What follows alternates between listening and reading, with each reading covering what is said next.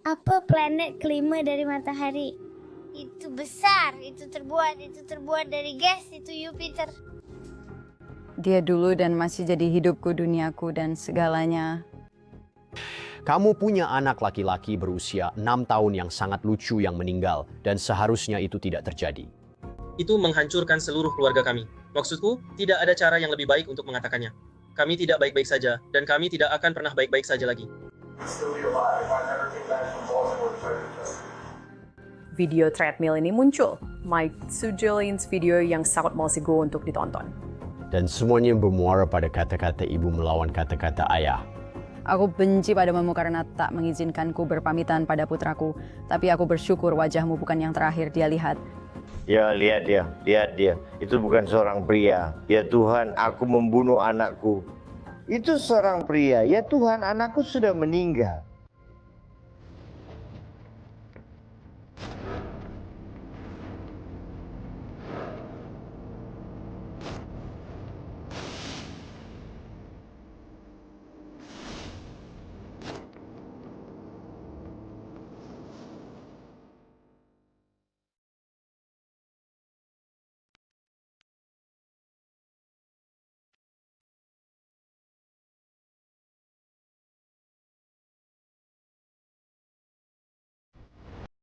Stafford Township, New Jersey.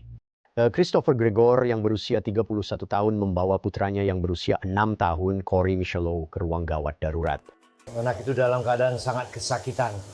Dia tiba di rumah sakit, dia menggendong anak kecil itu, Corey, dan melemparkannya ke atas bahunya. Dia berlari masuk ke rumah sakit, mencari mereka agar segera menanganinya.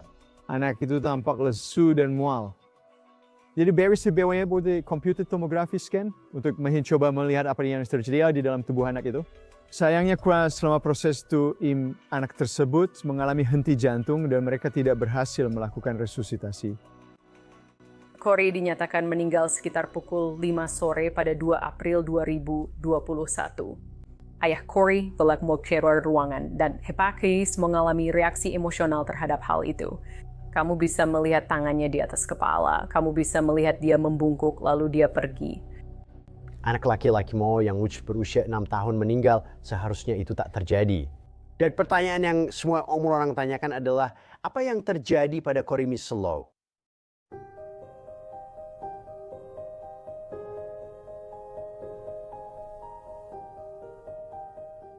Corey selalu anak yang ceria. Ya, dia sangat artistik, dia suka luar angkasa, dia suka bermain olahraga, dia suka bermain dengan teman-temannya. Dia benar-benar anak yang sangat pahadi sebelum semuanya terjadi, Mak. Ayo kita mulai. Maaf ya teman-teman. Corey sedang bermain dengan Beyblade kecilnya. Dia hanya ingin pura-pura membuat video YouTube untuk teman-temannya dan aku merekamnya. Kalau kamu mau jadi slider sejati, kamu harus melakukannya seperti lihat gayaku. Corey itu lucu, dia suka bercanda, dia penuh kasih sayang, peduli, dan dia selalu suka membantu orang lain. Sangat baik perhatian, dia suka menggambar. Dia adalah anak yang bahagia dan baik. Ini adalah pagar saya. Nice. Click the button to subscribe our video. Kami mungkin lebih dekat daripada kebanyakan kakek nenek dengan cucunya karena Brianna tinggal bersama kami, bersama Corey. Kenangan terindah saya tentang Corey adalah saat saya bisa bersamanya sendirian. Kalau dia bangun, saya selalu bilang, datang ke Jima saja, jangan bangunkan mama. Karena dengan begitu aku bisa bersamanya sendirian, tahu kan? Dan aku bisa memanjakannya sebentar. Kami akan berpelukan, lalu dia bermain ponselku atau menonton televisi bersama. Jadi teman-teman, ini buku. Bukan yang Corey panggil din. Hari ini aku merasa ikatan ibu dan anak laki-laki itu tak terpisahkan. Kami telah melesaikan sejak halis bersama. Aku melahirkannya di usia 17 tahun, jadi kami tumbuh bersama dan sangat dekat. Dia sangat suka menari. Aku punya banyak sekali video lucu dia sedang menari mengikuti musik. Corey selalu membuat wajah-wajah lucu dan aku punya banyak sekali foto tentang itu. Dia selalu banyak bercanda. Ini aku menyebutnya tempat peringatan untuk Corey dan pamannya Gino. Banyak dari barang-barang di sini dikirimkan kepada kami dari orang-orang di seluruh dunia. Dan kamu tahu anggota keadilan untuk Corey. Beberapa barang ini sudah lama berada di makam Corey. Lalu aku mengambilnya dari sana dan membawanya pulang. Aku suka melihatnya dan mengenang mereka. Aku merasa mereka ada di sini. Aku hanya tidak ingin mereka dilupakan. Mereka berdua adalah orang yang unik dan mereka pantas untuk dikenang. Selama aku di sini, ini juga harus ada di sini. Kita cukup mengingat mereka. Ada hal-hal kecil yang menunjukkan Corey, seperti Beyblade miliknya yang dia mainkan bersama buku tahunnya. Sebuah masker COVID. Sebuah masker COVID, ya dia memang harus ada di sini dan kami belum membuang apapun. Kami masih punya pakaiannya, kami masih punya keranjang Paskah miliknya dari tahun dia meninggal yang belum pernah dia terima. Sudah lama aku menatap benda kecil mirip stick PlayStation itu, padahal sebenarnya gantungan kunci. Aku ingat malam sebelum dia meninggal di rumah sakit, dia terus menekan benda itu hingga mengeluarkan suara berisik yang mengganggu. Benda itu sudah tidak berfungsi, tapi tetap menarik perhatianku. Dan Rubik's Cube adalah kenangan yang sangat berharga bagiku karena itu seperti mewakili Gino dan Corey karena mereka berdua sangat menyukainya. Menurutku Gino yang membuat Corey tertarik. Dia meletakkan Rubik's Cube yang lebih besar di peti mati Corey saat dia meninggal. Dan itu membuatku agak bahagia. Saat aku melihatnya aku merasa bahagia tapi juga sedih. Beberapa hal bermakna berbeda. Ada yang membuatmu bahagia, ada juga yang tidak. Ini benar-benar menghancurkan seluruh keluarga kami. Maksudku tidak ada cara yang lebih baik untuk mengatakannya. Kami tidak baik-baik saja dan kami tidak akan pernah baik-baik saja lagi. Aku memang tidak baik-baik saja dan aku akui itu.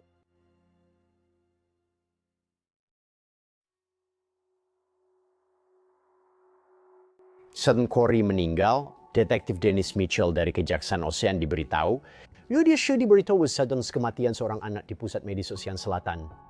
Saya diberitahu bahwa seorang anak laki-laki berusia 6 tahun yang diidentifikasi sebagai Corey Michello dibawa ke rumah sakit sekitar pukul 3.45 sore.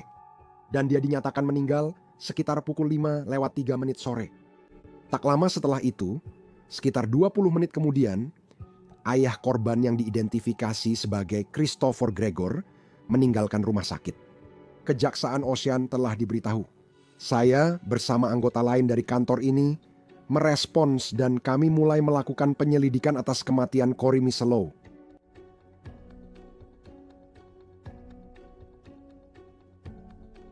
Keesokan paginya, Detektif Dennis Mitchell mengamati pemeriksaan postmortem terhadap Corey Michello dan pemeriksaan ini dilakukan oleh dokter forensik Dr. Dante Ragasa. Dr. Ragasa menentukan penyebab kematian Corey Michello adalah akibat benda tumpul, cedera akibat benturan pada jantung dan hati, serta sepsis sebagai faktor yang berkontribusi. Kamu tahu, melakukan autopsi pada seorang anak saja sudah sangat mengerikan. Tapi yang juga terjadi adalah autopsi itu mengungkap beberapa detail yang sangat penting namun mengganggu dalam kasus ini. Langkah pertama dalam setiap penyelidikan adalah memeriksa tubuh korban. Melihat apakah tubuhnya bisa memberitahu kita sesuatu. Apa yang membuatnya ada di posisi ini. Dalam kasus Corey, memar-memar yang ada di berbagai bagian tubuhnya menjadi perhatian besar bagi kami. Khususnya memar yang tampaknya tidak sesuai dengan jenis cedera akibat kecelakaan apapun.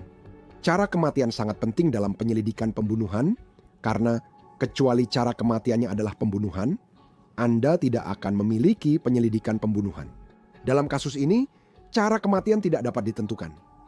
Artinya bagi kami perlu memberikan dokter lebih banyak informasi tentang keadaan yang menyertai kematian korban. Dalam kasus ini, berikan garis waktu yang rinci tentang peristiwa-peristiwa yang mengelilingi kematian Corey Michello. Sangat sedikit kasus yang ditetapkan sebagai tidak dapat ditentukan. Seringkali ketika kami melakukan peninjauan kematian anak-anak ini, kasus-kasus itulah yang kami tandai karena kami perlu melihatnya dengan sangat-sangat hati-hati.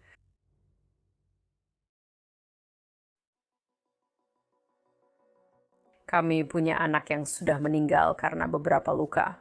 Hal pertama yang kami ingin Anda lakukan sebagai penyelidik dalam kasus ini adalah memastikan garis waktu kejadian dan seakurat mungkin Anda bisa semulai menambah atau seorang dari daftar tersangka. Mereka harus melihat apakah ini sebuah kecelakaan. Jika ini bukan kecelakaan, bagaimana bisa terjadi dan siapa yang bertanggung jawab? So jadi nanti di mereka ingin berskau objektif telepon pendengar chamber, which is mereka ingin menyeluruh, mereka ingin free training, ada di web yang Anda lakukan. Pertemuan sahaja untuk wawancara orang tuanya. Corey kini diasuh ibunya, Brianna Mikelow, dari tengah malam sampai pukul 9 pagi. Dari pukul 9 pagi hingga 3.30 sore, dia berada dalam asuhan ayahnya, Christopher Gregor. Garis waktu ini sangat penting ketika kita tahu bahwa cedera itu terjadi pada tanggal 2 April dan kita tidak tahu persis jam berapa itu terjadi. Kita juga tidak tahu persis apa yang terjadi. Menyusun garis waktu sangat penting. Ini penting agar kita tahu apa yang dilakukan orang sebelum dan sesudah kejadian. Selain itu, kita juga dapat melihat apa yang tidak dilakukan orang. Kita dapat melihat di mana orang menyimpang dari perilaku normal dan bagaimana orang tua bereaksi dalam situasi ini.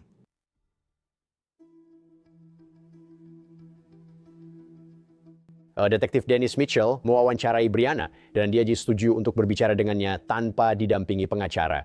Saat berbicara dengan Brianna, kami belajar tentang sejarah Corey. Kami mengetahui tentang sejarah Christopher Gregor, kapan Gregor masuk ke dalam kehidupan Corey, dan bagaimana segalanya mulai berubah sejak saat itu. Bahkan, dia merespons dengan sebuah map penuh dokumen yang berisi catatan medis dan catatan DCPMP. Wawancara dengan Dennis Mitchell itu sangat sulit karena beberapa jam sebelumnya mereka baru saja memberitahu saya bahwa Corey telah meninggal. Saya hampir tidak bisa seperti membentuk sebuah kalimat sworn. Dia sangat baik, tapi dia berusaha mendapatkan informasi. Saya ingat dia meminta ponsel saya, selalu saya langsung memberikannya beserta kata sandi. Saya hanya ingin membantu. Saya bilang cari Chris dan saya akan beri info yang kamu butuhkan. Christopher, Gregor bertemu dengan Brianna Mikelow di sebuah pesta rumah di Monroe Township. Saat itu, Brianna berusia 16 tahun dan Christopher sekitar 19 atau 20 tahun. Disitulah hubungan mereka bermula. Dan dari apa yang kami kumpulkan selama penyelidikan, saat itulah Corey Mikelow dikandung. Hubungan mereka seiring kehamilan berjalan mulai memburuk. Chris menjauhkan diri dari Brianna. Kakek neneknya Cheers sangat terlibat dalam hidupnya karena kamu tahu orang tuanya masih sangat muda. Keluarga Brianna khususnya merawatnya di awal kehidupannya. Christopher Gregor mengetahui bahwa dia adalah ayah Corey sekitar 2 tahun sebelum Corey meninggal. Hal itu terjadi sebagai akibat dari Brianna mengajukan permohonan tunjangan negara untuk Corey. Ketika dia mengajukan permohonan tunjangan tersebut, dia diminta untuk mengungkapkan nama ayahnya yang kemudian dia sebutkan sebagai Christopher Gregor. Negara bagian untuk memverifikasi informasi ini menghubungi Christopher Gregor dan kemudian memerintahkan tes paternitas. Christopher sama sekali tidak memiliki hubungan dengan Brianna, tidak ada sama sekali. Dia pertama kali bertemu dengan Brianna di sebuah pesta. Mereka pasti sudah saling mengenal dengan sangat baik. Dari sana, 5 tahun kemudian dia ditunjuk sebagai ayah dari anak ini. Dia tidak mengingat Brianna. Dia melakukan tes paternitas dan ternyata dia adalah ayah dari Corey. Jadi dia yang sebelumnya tinggal di Baltimore, mengajar di Baltimore, kuliah di Universitas Johns Hopkins, harus menghentikan semua itu dan kembali ke New Jersey untuk merawat seorang anak. Dia baru tahu kalau dia ayah anak itu. Corey versus yang kay Fituna ketika kan Christopher mulai lebih terbatik yang Chris mulai sering datang. Menurutku ya Corey ingin memiliki hubungan Civitas Pax biasanya dimiliki dengan seorang ayah, tapi dia tidak mendapatkannya. Menurutku Corey sudah takut padanya sejak awal, tapi aku rasa Corey tetap berharap.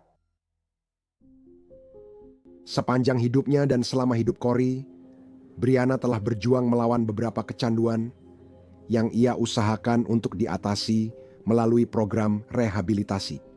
Pengaturan hak asuh Corey antara Brianna dan Chris itu bervariasi selama bertahun-tahun.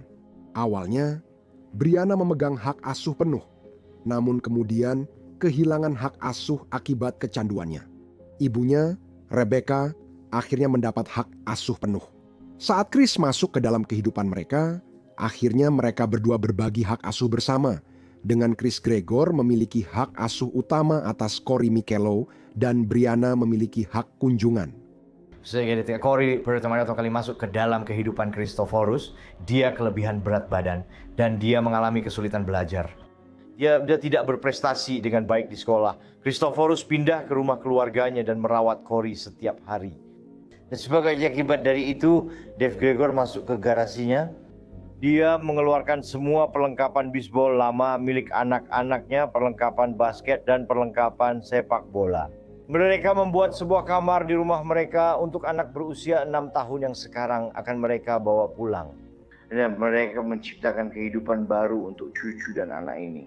Sebagai hasil dari Christopher dan keluarganya, dia menjadi atletis. Dia sebenarnya ada kompetitif dalam olahraga dan sangat baik di sekolah serta berkomunikasi dengan sangat baik. Jadi dia adalah salah satu murid terbaik dan sangat disukai tidak hanya oleh para guru tetapi juga oleh murid-murid lainnya. Ya, jadi Koriko sebagai akibat dari kehadiran Christopher dalam hidupnya telah berubah drastis dari kehidupan yang dia jalani sebelumnya. Hubungan Corey dengan ayahnya, saya akan menggambarkannya sebagai hubungan yang tidak stabil karena Corey masih mengaguminya. Jadi dia ingin dia menjadi seperti ayahnya dan dia mencintainya, tapi dia juga mengalami kekerasan dari ayahnya. Di saat kecil, kamu belum paham apa yang terjadi, tapi tetap mencintai orang yang melakukannya.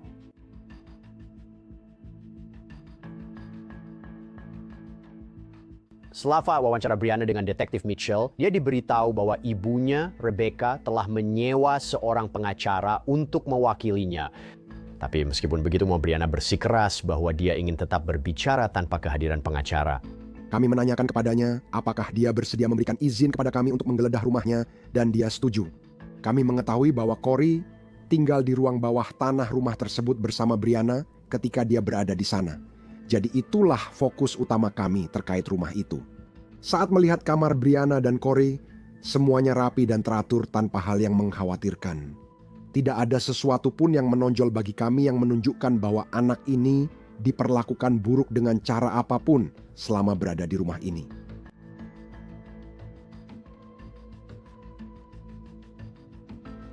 Pada titik inilah polisi kemudian mewawancarai ibu Brianna, nenek Corey, Rebecca Mikelow. Dalam setiap penyelidikan pembunuhan, siapapun yang pernah berhubungan dengan korban kami adalah tersangka sampai mereka terbukti bukan. Kami meneliti semua orang yang berinteraksi dengan Corey sebelum kematiannya, termasuk orang tua dan nenek. Rebecca Mikelow mengungkapkan kekhawatiran soal kekerasan anak dan menceritakan beberapa insiden terkait sejak Chris pertama kali hadir dalam kehidupan Corey dan cedera-cedera yang terjadi setelahnya hingga saat Corey meninggal. Ketika Corey akan bertemu dengan David dan Caroline Gregor, orang tua Chris, pengaturannya adalah Corey akan menghabiskan beberapa jam di sana. Itu pertama kali dia bertemu keluarga Gregor. Jadi dia saat sudah mendekati waktu di mana Chris seharusnya mengantarkan dia kembali, Chris tidak kembali. Dan aku mengirim pesan dan menelepon nomor telepon David Gregor. Dia bilang Corey akan menginap malam ini. Aku bilang, ya bukan itu kesepakatannya. Jadi aku akan sangat menghargai kalau kamu tahu Chris bisa membawanya pulang. Chris menurunkannya di ujung jalan masuk rumah kami. Corey berjalan melewati garasi. Ya, dari ketika dia masuk ke tempat yang terang dan bibirnya pecah. Ada darah di bajunya, di celananya. Chris bertanya, oh apa yang terjadi? Tapi dia tidak mau membahasnya. Jadi nanti saja aku menelpon Chris, aku menelpon David Gregor, aku mengirim pesan, kamu tahu.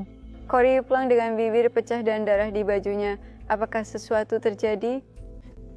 Tidak ada yang menjawab. Jadi saat itulah kami menelepon kantor polisi dan pergi ke sana. Dan mereka kemudian menghubungi DCPMP. Itu adalah pertama kalinya yang aku ingat. Kami dapat mengekstrapolasi informasi dari laporan DCPMP dan memperkuat pernyataannya dengan temuan di laporan ini. DCPMP singkatan dari Divisi Perlindungan dan Permanensi Anak. Ini adalah lembaga yang bertugas menyelidiki laporan tentang kekerasan dan penelantaran anak di negara bagian New Jersey. Ada beberapa rujukan ke DCPMP, beberapa di antaranya menyebutkan Christopher Gregor sebagai pelaku yang diduga. Sepertinya hanya satu atau dua yang menyebut Rebecca sebagai terduga, tidak ada yang menyebut Brianna sebagai yang dicurigai melakukan kekerasan terhadap Corey. Kita harus menyikapi semua hal ini dengan hati-hati. Apalagi mengingat situasinya sekarang, di mana kita tampaknya sedang menghadapi perebutan hak asuh atas anak berusia 6 tahun. Di mana mereka saling melempar tuduhan satu sama lain. Kita tidak bisa memastikan hanya berdasarkan laporan-laporan ini mana yang benar dan mana yang tidak, karena beberapa di antaranya dianggap tidak berdasar oleh DCPMP.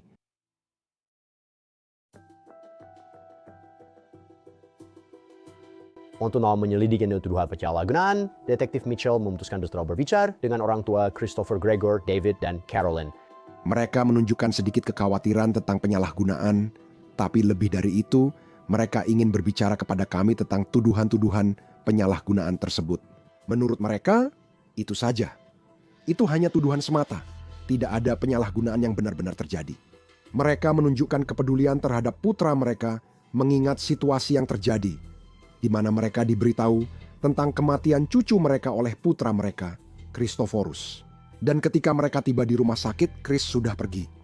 Mereka memberitahu kami tentang pesan singkat yang dia kirim setelah keluar dari rumah sakit. Dia bilang tidak akan kembali dalam waktu dekat dan meminta mereka menjaga anjingnya. Ketika Christophorus mengirim pesan kepada orang tuanya bahwa dia akan pergi untuk sementara waktu dan meminta mereka untuk menjaga anjingnya, komentar-komentar itu menunjukkan bahwa dia akan pergi dan tidak akan kembali.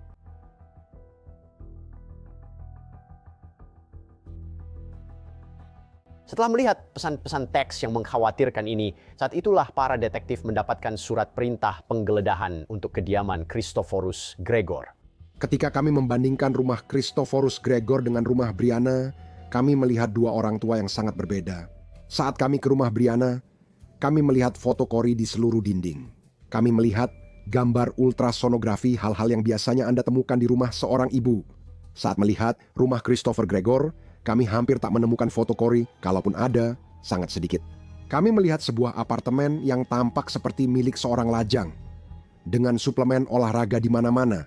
Cory memang memiliki kamar tidur khusus di rumah Christopher yang seperti yang Anda harapkan, kamar tidur anak berusia 6 tahun dengan tempat tidur ukuran single. Meja itu digunakan untuk mengerjakan tugas sekolah dan melukis. Semua tampak baik-baik saja hingga kami memeriksa tempat sampah.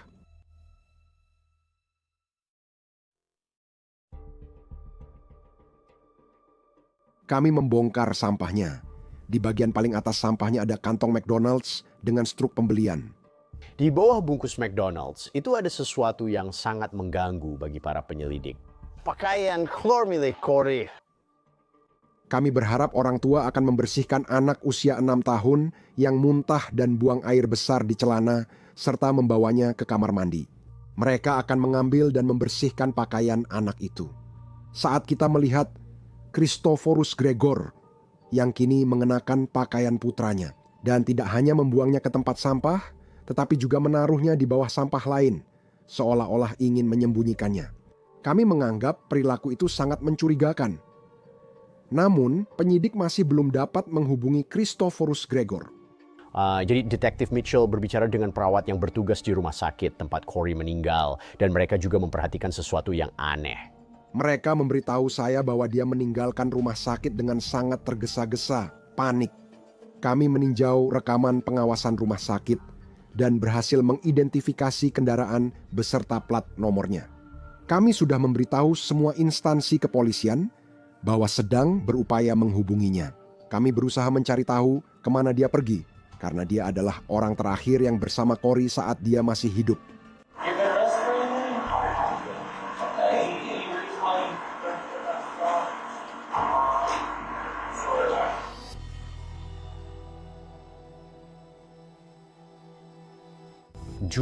Setelah kematian Cory, Detektif Mitchell diberitahu bahwa Christopher Gregor dihentikan di kendaraannya oleh polisi di Alcoa, Tennessee.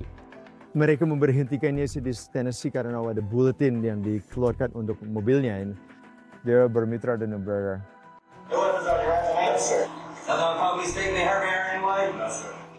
Reaksi Christopher terhadap kematian Cory sangat dramatis. Dia tidak tahu harus berbuat apa. 2 hari yang lalu Debbie memiliki anak yang sangat sehat, dan sekarang anak itu sudah meninggal. Dan dia sangat sedih. Dia menelepon orang tuanya. Dia berlari keluar dari rumah sakit. Ibunya mengatakan kepada kami bahwa dia tidak bisa dihibur.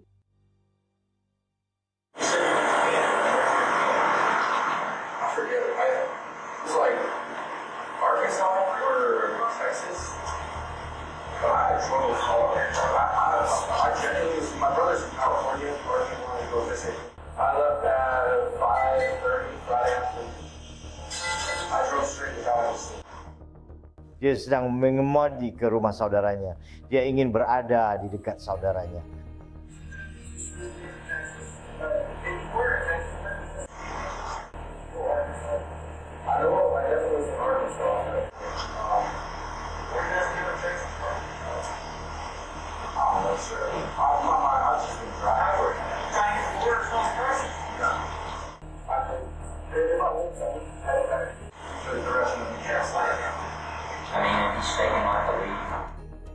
Polisi Alcoa saat berbicara dengan Christophorus menanyakan alasan dia meninggalkan daerah itu, terutama New Jersey. Dia menjelaskan bahwa dia akan mengunjungi saudaranya di California dan perlu menenangkan pikirannya karena dia takut akan melakukan atau mengatakan sesuatu kepada ibu almarhum yang seharusnya tidak dia lakukan. Dia memberitahu mereka bahwa dia hanya pergi berkendara dan saat dia dihentikan, sebenarnya dia sedang dalam perjalanan kembali ke New Jersey.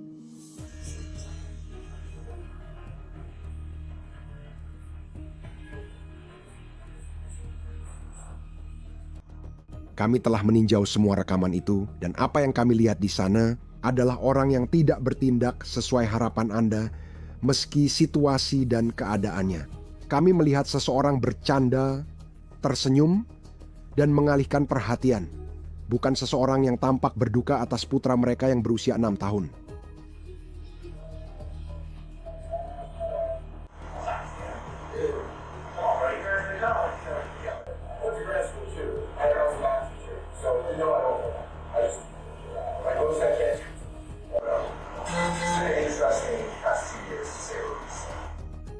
Setiap kali seseorang melarikan diri dari kota segera setelah kematian seseorang, itu langsung menjadi tanda bahaya di benak kami. Ini adalah seseorang atau sesuatu yang perlu kami selidiki lebih lanjut. Perilaku itu bisa mudah dijelaskan atau menandakan kesadaran bersalah.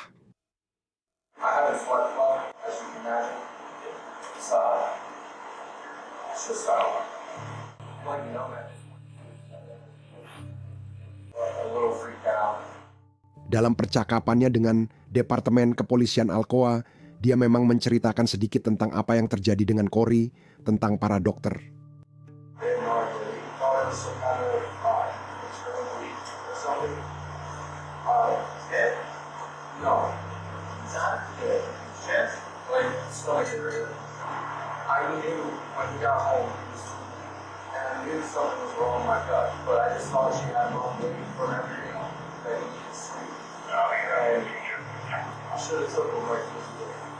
There's a lot of these things, like, you know, it's partially my fault in the sense that if it truly is something, we would have drug addict mother, but it would be alive. If I never came back from Baltimore to fight for justice.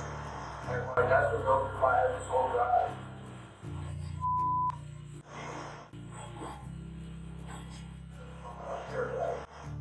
Chris sebenarnya mengatakan kepada para petugas polisi bahwa jika aku tidak pernah masuk ke dalam kehidupan Corey, mungkin dia masih hidup sampai hari ini. Secara terpisah, itu mungkin tidak berarti banyak.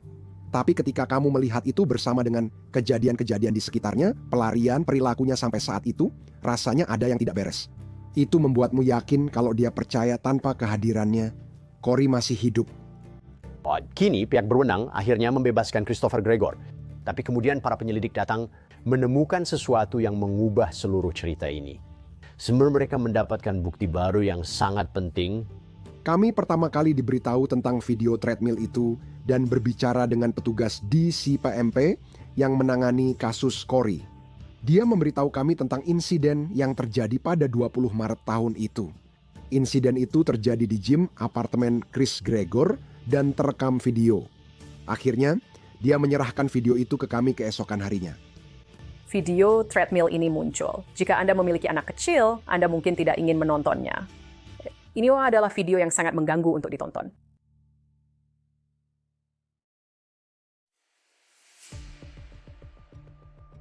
Video ini baru diberikan sehari setelah kematian Corey pada 3 April. Kami melihat Christopher Gregor. Dia langsung mengarahkan Corey ke arah treadmill. Corey naik ke atas treadmill. Itu adalah tidak bisa dipercaya. Apa yang bisa dilakukan anak ini di atas treadmill? Dia akan memecahkan rekor dunia. Setelah sekitar 9 menit atau lebih, Corey berlari di atas treadmill dengan kecepatan yang cukup baik. Chris berjalan mendekati treadmill. Kamu bisa melihat sikapnya. Tampak seperti dia berteriak dan gelisah. Lalu dia tampak menaikkan kecepatan treadmill itu. Saat Cory mulai mempercepat langkah, kamu bisa melihat bahwa dia kesulitan mengikuti kecepatan treadmill yang terus dinaikkan. Kamu melihat Christopher agak bergerak ke bagian belakang treadmill saat Cory mulai mundur ke belakang karena tidak mampu mengikuti kecepatannya. Pada titik ini, kami melihat video ini dan berkata, oke, dia sedang bergerak ke belakang. Seperti, ya, dia menyadari dia akan jatuh, tapi dia akan ada di sana untuk membantunya saat dia jatuh. Namun, yang terjadi justru sebaliknya, Cory mulai jatuh dan kehilangan pijakan. Dan alih-alih Chris merentangkan tangannya, berusaha menahan Cory agar tidak jatuh atau terluka, dia justru menyingkir untuk membiarkan Cory jatuh dan membentur tanah. Lalu dia mengangkat Cory dengan menarik bajunya, menaruhnya di atas treadmill dengan cara yang kasar, dan tampak membuka mulutnya, lalu menggigit bagian atas kepala Cory.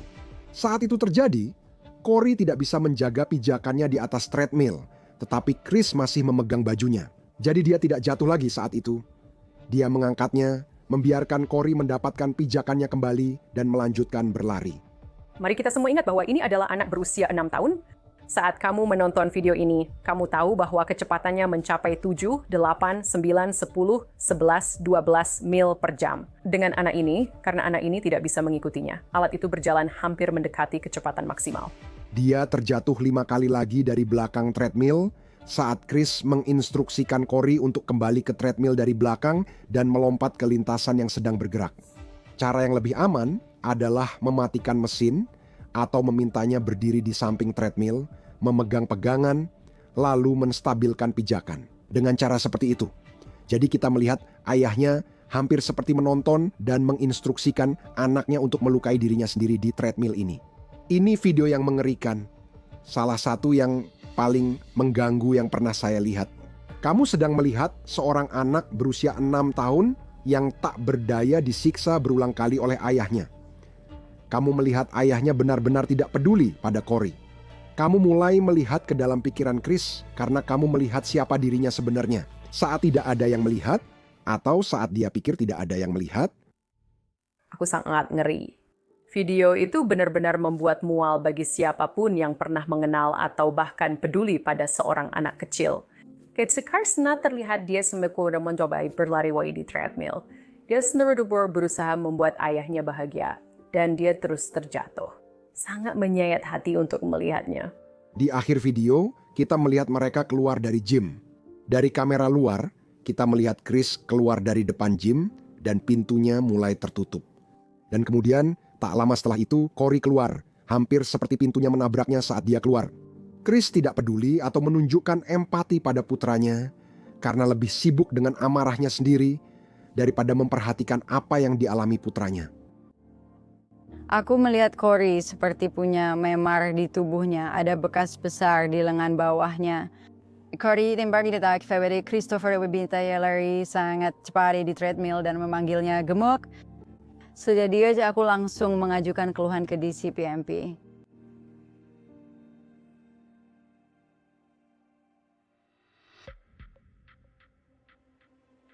Hampir 3 bulan setelah para penyelidik meninjau video treadmill itu, Christopher Gregor ditangkap. Dia didakwa membahayakan kesejahteraan anak tingkat 2 akibat insiden treadmill. Setelah penangkapan Christopher, dia muncul di pengadilan dan dibebaskan dengan reformasi jaminan. Sementara penyelidikan atas kematian Cory masih berlangsung, Brianna melakukan sesuatu. Dia pergi ke media sosial dan dia membuat grup keadilan untuk Cory. Keadilan Swanton Cory adalah grup Facebook yang saya buat di 6 bulan setelah dia meninggal. Setelah merasa seperti tidak ada yang melakukan apa-apa. Itu hanya cara memberi semua orang tentang yang terjadi dalam menekan kantor kejaksaan. Kami merencanakan unjuk rasa di luar kantor kejaksaan atau DCPMP bersama sekitar 50 orang sambil membawa papan tanda. Itu semua dimulai hanya untuk memperjuangkan Cory agar dia mendapatkan keadilan. Keadilan untuk Cory adalah sebuah halaman Facebook yang dibuat oleh Brianna Mikolo pada dasarnya untuk menjelekkan Christopher Gregor dan keluarga Gregor dan juga dunia. Dia memiliki ratusan ribu pengikut dari seluruh dunia untuk menjelekkan keluarga Gregor. Ternyata ini menjadi semacam sistem keadilan main hakim sendiri untuk menghancurkan keluarga Gregor. I want treat awareness terjadi di depan publik, ada sesuatu yang terjadi di balik layar dalam penyelidikan. Polres sedang memeriksa ponsel Gregor dengan sangat teliti. Kami sedang menyelidiki lebih dalam data ponsel, memperluas cakupan penyelidikan kami untuk mendapatkan gambaran yang lebih besar tentang apa yang sedang terjadi. Kita semua selalu membawa ponsel kita 24 jam sehari, 7 hari seminggu, dan jika kamu ingin mendapatkan gambaran paling jelas tentang kehidupan seseorang, kamu lihat ponselnya. Karena disitulah gambaran diri mereka yang paling tanpa filter akan terlihat. Dalam kasus ini, riwayat pencariannya sangat relevan. Dia mencari hal-hal tak lama setelah Corey meninggal yang tidak normal dan mencurigakan. Dia mencari hal-hal seperti, bisakah ponsel saya dilacak dalam mode pesawat? Bisakah mobil saya dilacak? Berapa lama setelah autopsi tuduhan pembunuhan dapat diajukan? Ini mulai memberi gambaran lebih jelas tentang Christopher Gregor karena kita mendapat versi dirinya yang mentah tanpa filter dari ponselnya. Sebelum kematian Corey, salah satu pencarian yang dilakukan di ponsel Chris Gregor adalah tentang tanda merah. Dan apakah tanda itu akan berubah menjadi memar? Ketika Anda melihat situasi di sekitarnya, Anda mulai melihat adanya kesadaran rasa bersalah. Saya pikir itu Chris, dan saya bilang begitu ke detektif Dennis Mitchell. Dennis Mitchell menerima banyak omelan dari kami di awal. Dulu kami sering meneleponnya hampir setiap hari, memarahinya seperti, apa kamu benar-benar bekerja? Terus-menerus begitu. Dan aku menanyanya berbagai pertanyaan, memarahinya, dan dia menerimanya lalu berkata, dengar, aku sudah melakukan yang aku bisa.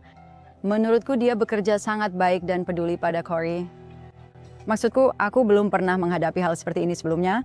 Jadi aku tuh merasanya semuanya berjalan cukup cepat dan aku akan memberitahunya tentang itu.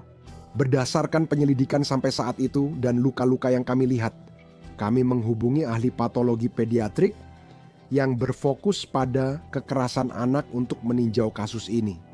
Kami menghubungi Dr. Andrew pada September 2021 dan Maret 2022.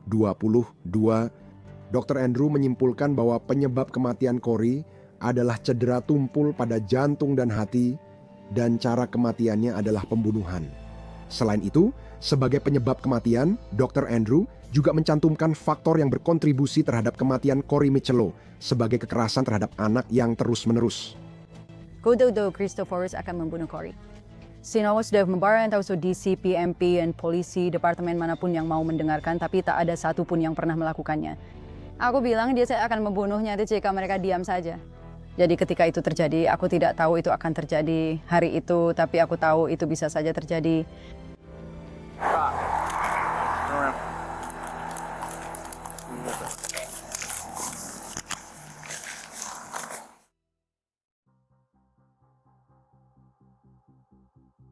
Hampir 1 tahun setelah kematian Corey Michello, Christopher Gregor ditangkap bahwa didakwa atas pembunuhan Corey.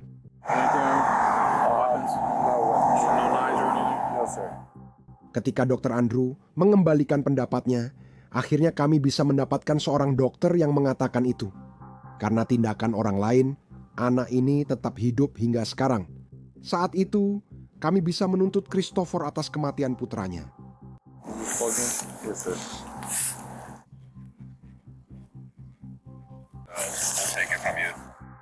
Terdapat 2 dakwaan pada 2 tanggal berbeda. Tuduhannya adalah pada tanggal 20 Maret 2021, insiden treadmill menyebabkan membahayakan kesejahteraan seorang anak. Dan kemudian dia didakwa pada tanggal 2 April, sekitar 12 hari kemudian dengan tuduhan pembunuhan sekarang terhadap Corey. Jadi insiden awalnya adalah membahayakan. Yang kedua adalah pembunuhan pada tanggal 2 April.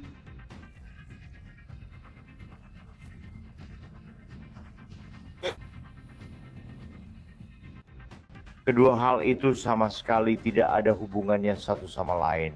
Dan itulah kenapa kami mengajukan apa yang kamu sebut sebagai permohonan untuk memisahkan kasus. Dan itu adalah permohonan untuk menyatakan bahwa dia akan dirugikan jika kasus treadmill dan kasus pembunuhan disidangkan bersamaan. Karena semua orang tahu bahwa treadmill sama sekali tidak ada hubungannya dengan kematiannya pada bulan April. Dan jika Yurisa melihat kasus treadmill dan kasus itu bersamaan, itu akan membuat mereka mengambil satu kesimpulan. Jadi kami mengajukan permohonan untuk memisahkan kasus yang ditolak dan kami melanjutkan persidangan untuk kedua dakwaan tersebut.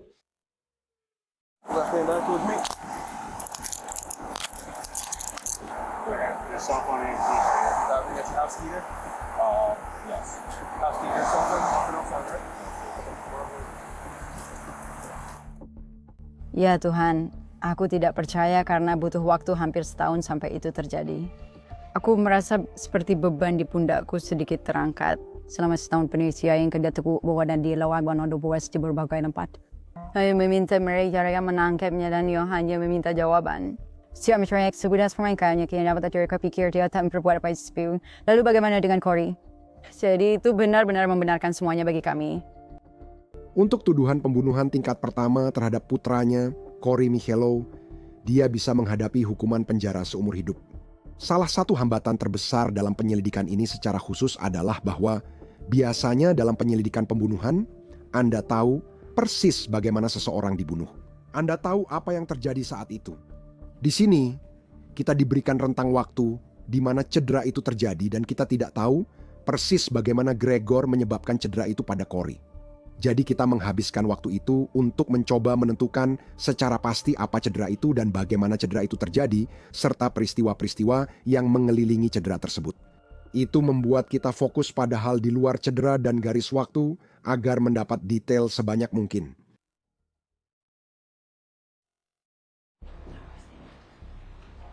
Anggota juri, terdakwa telah mengaku tidak bersalah atas tuduhan tersebut. Sebagai si hakim fakta ini, Anda menentukan kredibilitas saksi dan memutuskan apakah saksi tersebut layak dipercaya.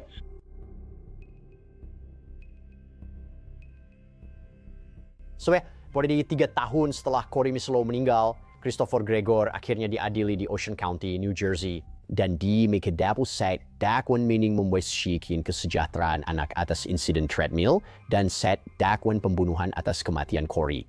Dan omong-omong gerada jika terbukti bersalah, dia menghadapi hukuman penjara seumur hidup. Corey Travis Mikla. Dia suka tata surya, dia suka bermain di luar. Ibunya menggambarkan dia sebagai anak yang konyol dan bahagia. Corey berusia ke-6 tahun pada tanggal 2 April 2021 ketika ayahnya membunuhnya. Ayahnya adalah terdakwa ini, Christopher Gregor. Kasus ini tentang Corey dan bagaimana Corey menjadi korban utama hukuman dan penyiksaan dari terdakwa ini. Jaksa penuntut Christine Lento dan Jamie Schron luar biasa. Dan saya senang saudara adalah perempuan karena Chris membenci perempuan. Corey masih hidup dan sehat pukul 9 pagi bersama ibunya, namun sudah tiada pukul 5:03 sore. Setelah hanya bersama ayahnya. Terdakwa ini menurut negara. Wake says, bila Anda mendengar dan melihat semua aspek kalau kasus ini, Anda akan benar-benar yakin bahwa terdakwa ini bersalah atas penyiksaan dan pembunuhan. Anak 6 tahun yang sehat tidak bisa meninggal begitu saja. Selama jam kerja. Dan Corey Michello juga tidak. Jadi menurut saya, kasus jaksa penuntut dengan tuduhan pembunuhan itu sangat lemah. Mereka tidak punya bukti bahwa Christopher telah melakukan sesuatu terhadap Corey pada hari-hari dari tanggal 1 April hingga 2 April. Bahwa dia bukan tidak berada dalam pengasuhan, perawatan atau kendalinya. Brianna yang mengasuhnya selama 40 jam sebelum membawanya ke rumah Christopher. Jadi saya pikir akan sangat sulit bagi mereka untuk mengaitkan Christopher dengan pembunuhan itu. Ini adalah seorang anak. Tidak ada anak yang seharusnya mati. Tidak ada anak yang seharusnya mati. Tapi ini bukan pembunuhan. Mendapatkan kesaksian dari Dr. Andrew yang merupakan seorang ahli patologi forensik, saya percaya, dari New Hampshire. Anda akan mendengar dari ahli kami, Dr. Michael Bottom, yang ada di sini di New York. Dan mereka berdua sama sekali tidak setuju tentang hasil kematian Corey. Dr. Bottom didukung oleh catatan medis akan bersaksi bahwa Corey meninggal karena sepsis akibat pneumonia, penyebab alami. bahwa memar-memar dari tanggal 20 Maret sama sekali tidak ada hubungannya dengan kematiannya. Dia ingin mengatakan bahwa Corey meninggal karena pneumonia dan sepsis. Hal itu terjadi karena beberapa jam sebelumnya laki-laki bersamanya dan dia tampak sehat. Bagaimana itu bisa terjadi? Tidak ada catatan medis yang menyebut dia sakit. Kamu akan melihat bahwa pada tanggal 20 Maret, Christophorus membawa anak laki-laki itu ke dalam gym. Dan di gym itu kamu akan melihat Christophorus mendekati treadmill itu dan mempercepatnya. Kamu akan melihat Corey jatuh. Dan kamu akan melihat dia mengangkat anak itu 6 kali dan 6 kali. Menaruhnya kembali di atas treadmill. Dan guys, aku memberitahu kamu sekarang, kau tetap akan menyukainya. Dan guys, tidak peduli jika kamu menyukainya. Dan saat kamu melihat video itu, kamu akan merasa ngeri. Tapi saya katakan sekarang bahwa bukti yang akan kamu lihat tentang kematian Corey sama sekali tidak ada hubungannya dengan itu. Video treadmill itu akan sangat mengerikan. Dan saya tahu itu, jadi saya mulai dengan itu. Saat saya melihat video itu, saya sangat ngeri. Saat kedua kali saya melihat video itu, saya sangat ngeri. Pada kali ke-2000 saya melihat video itu, saya sangat ngeri. Jadi saya perlu menumpulkan perasaan itu.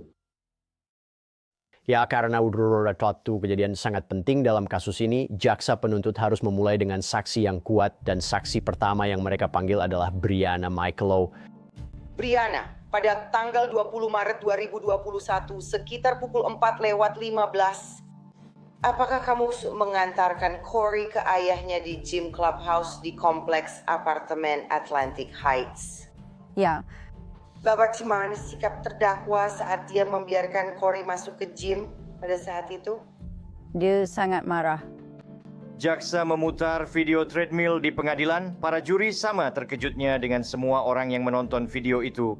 Pertama kali saya melihat wajah mereka, sepertinya ada wanita yang memalingkan muka. Dia mengangkatnya dari bagian atas bahu dan bajunya. Dan kau bisa melihat kaki Corey bahwa dia tidak mau naik lagi ke treadmill itu. Dia memperlakukannya seperti boneka kain, kan? Dia mengangkatnya, kakinya terayun-ayun. Inilah yang dilakukan terdakwa. Sementara dia mencoba menaruh Corey di atas treadmill yang sedang bergerak. Terdakwa menggigit kepala Corey. Seperti apa yang akan melakukan sini kepada anaknya sendiri, Brianna? Siapa anak yang ada di video itu?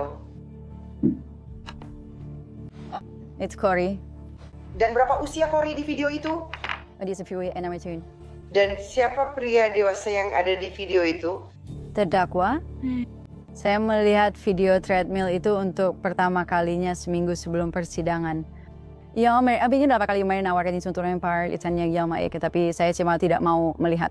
Jika bisa memilih, saya juga tidak akan menontonnya.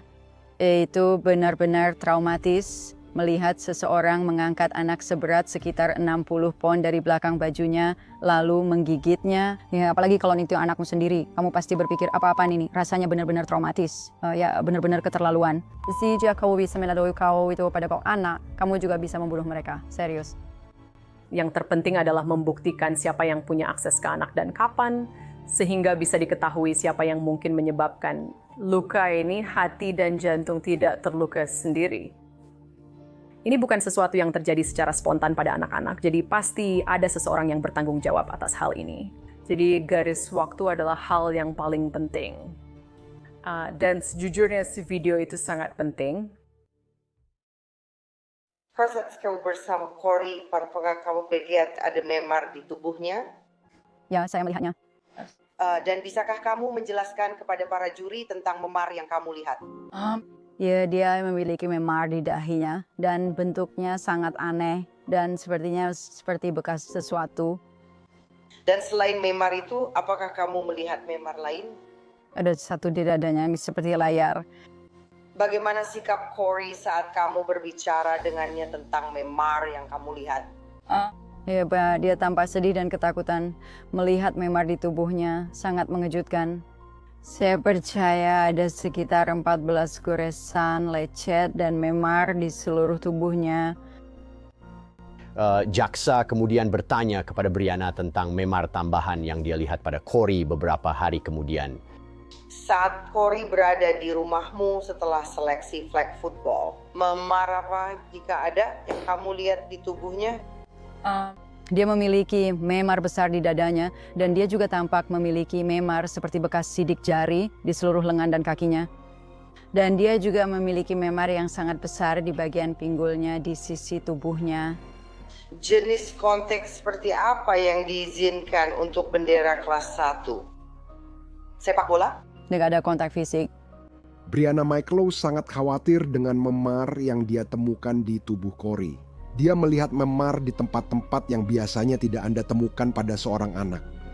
Dia menghubungi DCPMP soal memar dan kekhawatirannya, lalu diarahkan ke dokter anak yang kemudian dia lakukan. Memperhatikan tanggal 31 Maret 2021, apakah Anda mengajukan permohonan darurat untuk hak asuh penuh atas Corey kepada keluarga Fergateland? Ya. Bisakah Anda jelaskan alasan tindakan ini kepada juri? Saya kan takut akan nyawa Corey.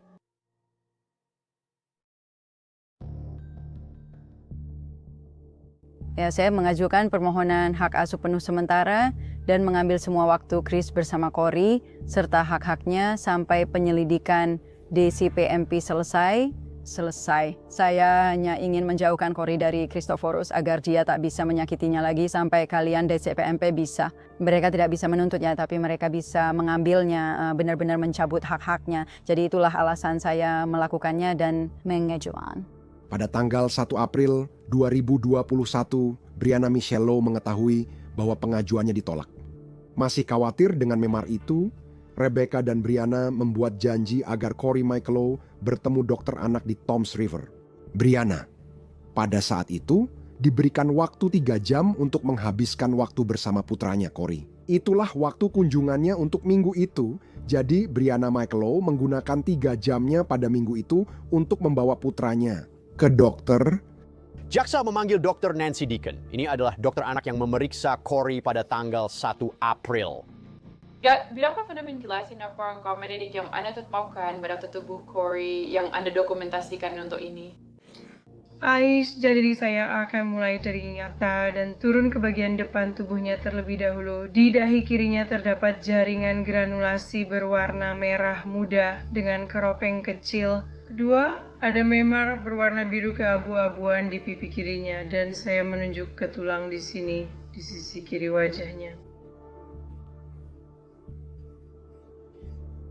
Setelah itu, dokter anak, Dr. Deacon memeriksa tubuh Corey dan dia benar-benar membuat diagram dengan memetakan berbagai memar yang ada di tubuh Corey serta tahapan penyembuhan yang berbeda-beda dari memar tersebut.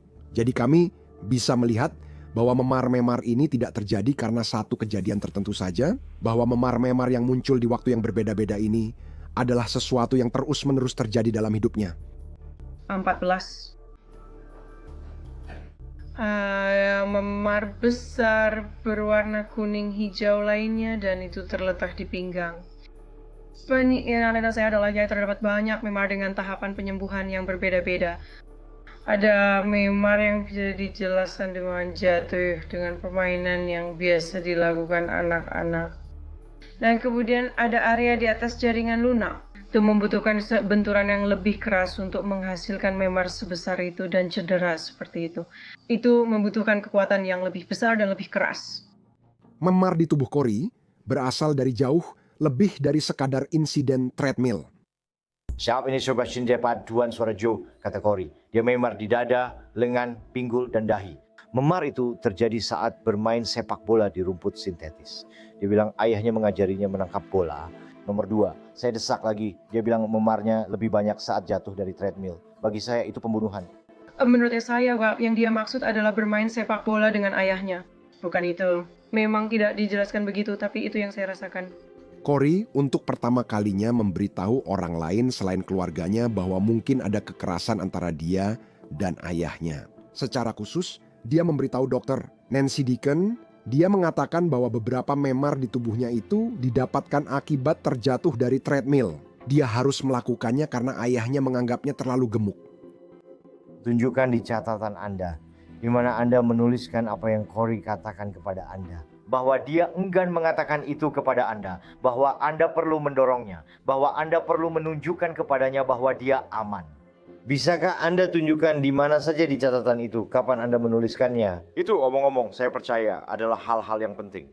Dalam evaluasi oleh seorang dokter yang menanyakan tentang kekerasan terhadap anak, di mana letaknya di bagan. Dalam penilaian, Saya tidak mendokumentasikan persis apa yang saya katakan ke Corey.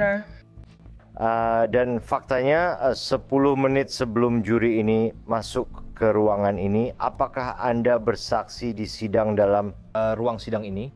Ya. Dan apakah Anda pada saat pemeriksaan itu sebelum juri masuk ke ruangan ini mengatakan sesuatu tentang hal itu? Bahwa Anda harus mendorong Corey, Anda harus menyemangatinya. Dia enggan menjawab pertanyaan-pertanyaan itu. Anda sudah mintakannya sekali. Saya pikir saya bilang dia enggan ketika saya menanyakannya. Dia ragu-ragu. Saya yakin itu yang saya katakan. Dia ragu-ragu. Saya tidak mengatakan dalam catatan bahwa saya hanya mengulang ucapannya di kitab kekerabaan. Anda tidak bisa memberitahu siapapun di sini kapan atau bagaimana itu terjadi. Tidak, saya hanya bisa menggambarkan dengan apa yang saya mau lihat. Tidak ada pelecehan. Sebelum treadmill, tidak ada tuduhan pelecehan. Setelah treadmill, dan kami dapat menunjukkan bahwa dia mendapat memar dari bermain sepak bola dan dari menjadi anak laki-laki berusia 6 tahun pada umumnya.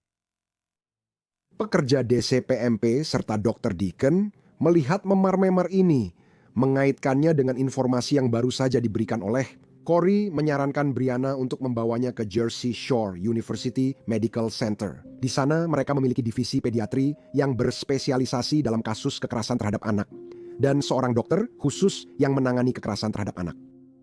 Namun ketika Brianna tiba di ruang gawat darurat, seorang spesialis kekerasan anak tidak ada di rumah sakit. Mereka tes darah röntgen lalu bilang dia baik-baik saja. Tapi ya, kamu tahu, Corey bilang Chris menyuruhnya lari di treadmill hingga terluka. Nah, jadi mereka hanya membuat janji untuk hari berikutnya dengan ahli forensik kekerasan.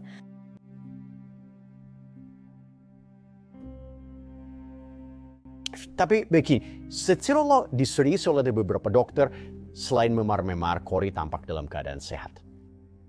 Setelah dari rumah sakit, kami diperbolehkan pulang sekitar jam 1 pagi. Kami sampai di rumah jam 1:30, lalu kami tidur. Apakah kamu menawarkan untuk mengantar Corey pulang kembali ke Barnegat setelah itu dari Jersey Shore Medical Center? Ya. Dan apakah terdakwa pernah menanggapi permintaanmu untuk melakukan ini? Tidak. Apakah ada janji yang dijadwalkan pada tanggal 2 April untuk Corey menemui spesialis anak CPC? Ya. Apakah terdakwa membatalkan janji ini? Ya. Bisakah Anda membawa Corey ke spesialis tanpa terdakwa? Tidak, dia tidak akan mengizinkannya. Jam berapa kamu dan Corey bangun keesokan paginya? Sekitar jam 7:30. Corey bangun jam berapa? Kamu yang pakaikan bajunya? Iya. Kamu pakaikan baju apa ke Corey? Aku memakaikannya sweatshirt, jeans, dan sneakers. Lalu bagaimana dengan pakaian dalamnya? Dia memakai pakaian dalam berwarna biru. Dan bagaimana dengan kondisi pakaian yang kamu pakaikan pada Corey? Apakah pakaian itu bersih? Brianna jelas ibu yang penuh kasih. Namun, yang paling menonjol bagi saya sebagai orang tua adalah dia ingat persis pakaian yang dipakaikan ke anaknya saat pergi ke rumah ayahnya, bahkan sampai celana dalam biru. Itu adalah fakta penting nih bagi semua orang tua lain yang menjadi anggota juri. Saat kamu naik untuk sarapan di dapur, siapa yang ada di sana? Ibuku dan pacarnya, Richie. Dan apakah Corey juga sarapan? Ya. Dan apakah dia makan? Dia makan. Dan apakah kamu ingat apa yang dia makan? Dia makan bagel dan gogurt. Apakah kamu bersama Corey selama dia sarapan? Iya. Dan bisakah kamu memberitahu para juri bagaimana kondisi fisik Corey di pagi hari saat dia sarapan? Dia baik-baik saja. Terakhir kali saya melihat Cory adalah tanggal 2 April. Dia sarapan dan sedang bersiap-siap untuk kembali ke rumah ayahnya. Saya membujuk dia membawa dan menyembunyikan ponsel saya. Saya bilang, jika ayah memukulmu, telepon saya atau polisi. Tapi dia bilang tidak bisa. Saya minta dia berisik supaya tetangga datang, tapi dia bilang tidak bisa. Saya bilang, jadilah anak baik saja, tapi mungkin itu membuatnya merasa bukan anak baik, sehingga semua ini terjadi. Saya tidak tahu harus berkata apa lagi, dan saya tidak menyangka itu akan menjadi terakhir kalinya saya melihat Cory, tapi itu ternyata memang. Ya, bisakah Anda memberitahu para juri apa yang terdakwa kirimkan melalui pesan teks kepada Anda, termasuk tanggal dan waktu pesan tersebut? Ya, pada 4/2/2021 pukul 8:37 pagi, dia berkata, maksud saya karena kamu menculik anak saya selama sehari penuh dan malam, setidaknya itu terjadi selama 1 hari. Malam akan dihapus dari kunjunganmu berikutnya. Semoga pengadilan setuju dengan permohonan saya pagi ini dan kamu kehilangan semua hak. Dan sekitar jam berapa kamu sampai di kompleks apartemen untuk mengantar Cory pagi itu? Sekitar jam 9 pagi. Saat kamu tiba di sana, di mana mobil terdakwa? Saya ragu, mobilnya tidak ada. Apakah kamu mengirim pesan ke terdakwa menanyakan lokasinya? Ya. Dan apa ini yang dikatakan karena terdakwa kepadamu tentang di mana dia berada? Dia bilang dia sedang di rumah. Dan sebelum Cory keluar dari mobil, apakah kamu memberikan selembar kertas kepada Cory? Ya, saya memberikan selembar kirana dari rumah sakit berisi informasi agar terdakwa bisa melihat catatannya. Dan kenapa kamu melakukan itu? Saya hanya bisa bersikap baik. Apakah kamu berbicara dengan Cory di dalam mobil sebelum kamu mengirimnya ke rumah terdakwa? Ya, saya Vino. Apakah itu terakhir kalinya kamu berbicara dengan Cory? Iya, itu terakhir kalinya. Saya mengantarnya ke rumah Christopher dan rasanya aneh karena saat saya sampai, mobil Christopher tidak ada seperti biasanya. Koko pernah bicara dengan Cory, bilang ayahmu tidak di sini. Dan dia menjawab berarti dia tidak perlu pergi. Aku bilang tidak, kamu harus masuk. Chris lalu mengirimi pesan suruh Cory masuk. Jadi aku mencium Cory, aku memeluknya, dan aku bilang aku mencintainya. Kami berciuman dan dia masuk ke dalam. Jaksa penuntut lalu bertanya kepada Brianna tentang pesan teks yang dia terima dari terdakwa setelah dia menurunkan Cory. Dan omong-omong, ini adalah pesan-pesan yang kemudian dihapus oleh Gregor dari ponselnya. Dimulai dari pesan paling atas. Bisakah Anda menceritakan kepada juri tentang percakapan Anda dengan terdakwa? Mau pukul 9:48 pagi, saya berkata, berhentilah sombong. Jika aku jadi kamu kan, aku tak akan seperti itu. Dia bilang, ya aku memang begitu. Tuduhan konyolmu saat ke pengadilan kemarin langsung dibatalkan dan diabaikan.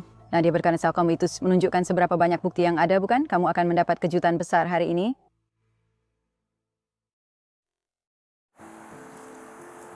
Saat data ponsel Christopher diunduh, dia yakin sudah menghapus semua pesan teks dengan Brianna. Sayangnya Brianna belum menghapus pesan-pesan itu dari ponselnya. Dan digenomennya rekain ponselnya dengan cukup muah kepada polisi dan mengizinkan mereka mengunduh seluruh isinya. Jadi semua pesan teks antara Christopher dan Brianna berhasil didapatkan oleh pihak penuntut. Kapan Anda berikutnya mendengar kabar dari terdakwa pada tanggal 2 April 2021? Sekitar pukul 3:30. Apa yang terdakwa katakan tentang Cory kepada Anda? Dia tampak lesu, kakinya terasa sakit. Dia tidur sepanjang hari dan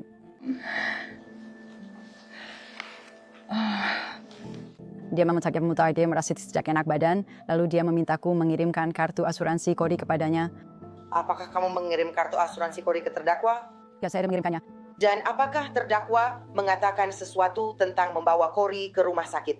Ya. Dan apakah terdakwa memberitahu Anda ke rumah sakit mana dia akan membawa Cory? Tidak. Apakah hal itu terakhir kalinya Anda berbicara dengan terdakwa pada hari itu? Ya. Istilah tidak, apa yang Anda lakukan? Saya menelepon rumah sakit untuk mencari tahu apakah Cory di sana, lalu memberitahu ibu saya. Kami mulai menelepon semua rumah sakit di daerah itu dan semuanya bilang dia tidak ada di sana. Saya menelepon polisi dan melaporkan dia hilang dan akhirnya dia cuma dapat telepon balik dari salah satu rumah sakit dan mereka mengatakan bahwa dia ada di sana. Jadi saya sedang bersiap-siap pergi ke rumah sakit untuk menemuinya, lalu 2 polisi mengetuk pintu. Cara saya diberitahu adalah dengan dia bertanya kepada saya, sudah berapa lama anak saya meninggal. Jadi seperti itulah saya mengetahuinya. Dan bayi nama Ki. Siapa? Bukan anak saya berumur 6 tahun. Sekarang, Munsad Kesaksian bilang pihak pembela benar-benar menyerang kredibilitas Brianna. Dan mereka benar-benar fokus pada perjuangannya melawan kecanduan. Lihat saya ada satu titik di bulan Januari 2020 di mana kamu mengalami masalah dengan obat-obatan terlarang. Ya. Ya. Dan pada saat itu Anda kehilangan hak asuh atas Corey. Ya. Baiklah. Dan apa obat yang Anda gunakan? Metamfetamin. Apakah Anda ke rehabilitasi saat itu? Saya ikut rehabilitas narkoba. Sekarang pada tanggal 21 bulan 4. Pada jam berapa Christophorus meminta Anda untuk mengirimkan asuransi kepadanya uang? Sekitar pukul 3.30. Apakah kamu ingat di obrolan Facebook ini sekitar pukul 3.49 sore, kamu meminta seseorang bernama Fu untuk membawakan aku BUNP? Ya. Jadi itulah hari ketika Corey meninggal. Benar. Ya. Kamu meminta Ot membawakan metamfetamin. Ya. Ya, itu hari itu aku sedang melakukannya. Oke, tapi kamu tuh ingin menyelesaikannya. Aku sangat marah karena putraku disiksa. Jadi pada hari ketika kamu mengeluh bahwa putramu diduga telah disiksa oleh Christopher, kamu meminta Marn untuk membawakanmu metamfetamin? Iya, benar. Oke. Oh, pemeriksaan dan silang terhadapnya sangat berat. Aku bahkan harus menahan diri. Pada satu titik, aku merasa sudah terlalu jauh. Aku sempat membahas kecanduannya pada narkoba, juga masalah-masalah pribadinya. Aku diizinkan karena itu berkaitan langsung dengannya. Kredibilitas selalu jadi masalah. Aku ingin juri melihat itu. Jaksa memanggil perawat instalasi gawat darurat Lindsay Carnaval ke mimbar saksi. Dan dia menggambarkan momen-momen terakhir Christopher Gregor bersama Corey. Ketika Corey awalnya berada di ruang 6 ruang gawat darurat, bagaimana sikap terdakwa? Dia tampak menilaiku emosiku. Dan apa yang terjadi dengan kondisi Corey saat itu? Corey tidak bernapas, jantungnya tidak berdetak. Pada dasarnya dia sudah meninggal saat itu. Pada sekitar pukul 4.51, apakah terdakwa masuk kembali ke ruangan? Dia melakukannya pada saat itu? Ya. Apakah Anda berada di dalam ruangan 6 bersama Corey pada saat itu? Ya, saya ada di sana. Dan bagaimana kondisi Corey saat itu? Jantungnya berhenti dan dia tidak bernapas. Apakah terdakwa keluar dari kamar 6? Dia keluar?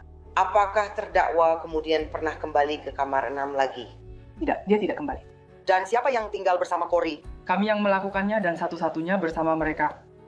Christopher tidak meninggalkan rumah sakit sebelum Corey meninggal. Dia diberitahu bahwa Corey telah meninggal.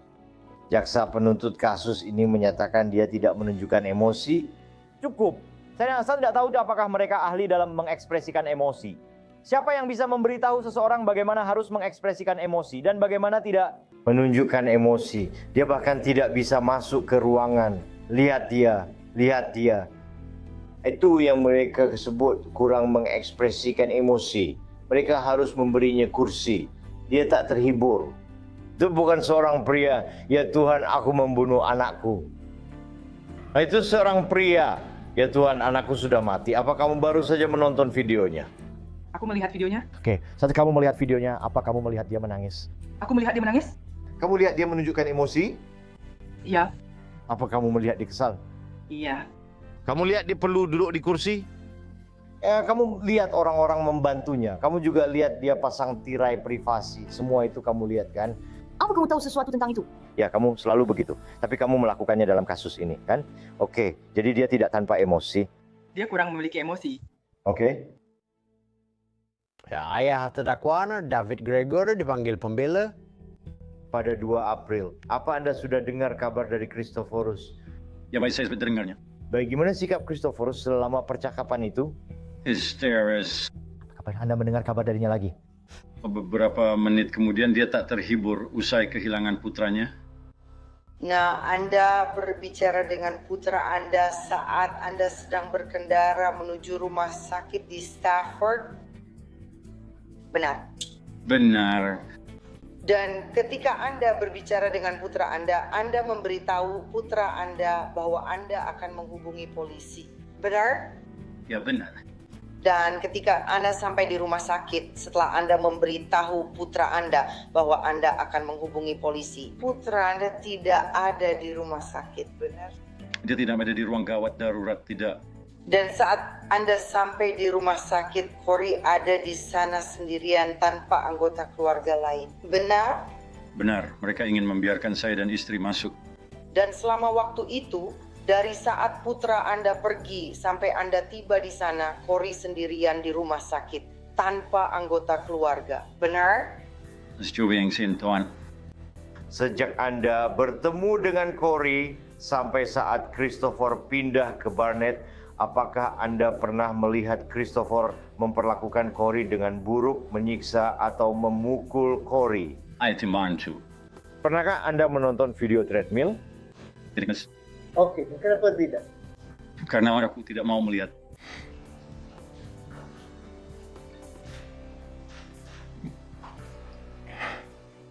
Dan aku tidak mau itu menjadi kenanganku tentang Corey, bahwa dia diperlakukan tidak baik dalam satu kejadian di treadmill itu.